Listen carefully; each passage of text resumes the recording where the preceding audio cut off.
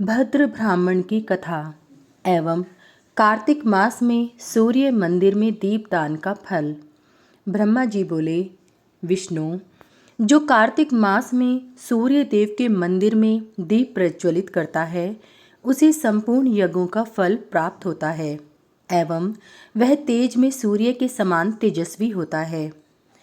अब मैं आपको भद्र ब्राह्मण की कथा सुनाता हूँ जो समस्त पापों का नाश करने वाली है। उसे आप सुने। प्राचीन काल में माहिष्मती नाम की एक सुंदर नगरी में नाग शर्मा नाम का एक ब्राह्मण रहता था। भगवान सूर्य की प्रसन्नता से उसके 100 पुत्र हुए। सबसे छोटे पुत्र का नाम था भद्र। वह सभी भाइयों में अत्यंत विचक्षण विद्वान था। वह भगवान सूर्य के मंदिर में नित्य दीपक जलाया करता था। एक दिन उसके भाइयों ने उससे बड़े आदर से पूछा, भद्र, हम लोग देखते हैं कि तुम भगवान सूर्य को न तो कभी पुष्प, धूप, नैवेद्य आदि अर्पण करते हो और न कभी ब्राह्मण भोजन कराते हो। केवल दिन रात मंदिर में जाकर दीपक जलाते रहते हो। इसमें क्या कारण है, तुम हमें बताओ। अपने भाइयों की बात सुनकर भद्र बोला, भातृगण, इस विषय में आप लोग एक आख्यान सुने। प्राचीन काल में राजा इक्ष्वाकु के पुरोहित महर्षि वशिष्ठ थे।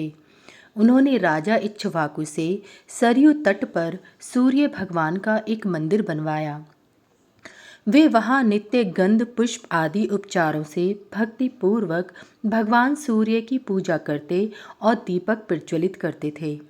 विशेषतर कार्तिक मास में भक्ति पूर्वक दीपोत्सव किया करते थे।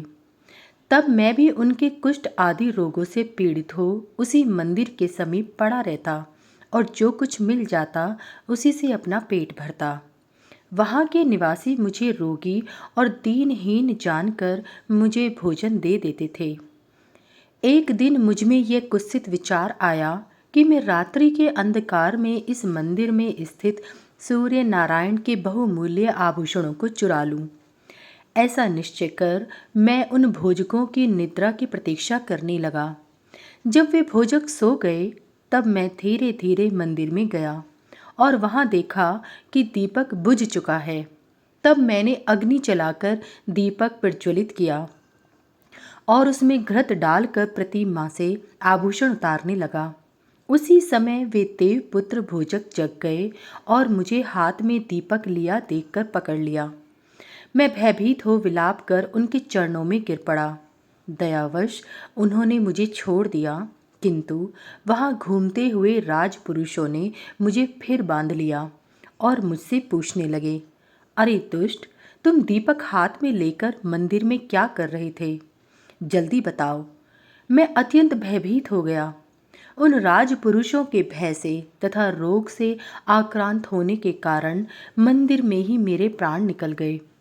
उसी समय सूर्य भगवान के गण मुझे विमान में बैठाकर सूर्य लोक ले गए और मैंने एक कल्प तक वहां सुख भोगा तथा फिर उत्तम कुल में जन्म लेकर आप सबका भाई बना। बंधुओं, यह कार्तिक मास में भगवान सूर्य के मंदिर में दीपक जलाने का फल है।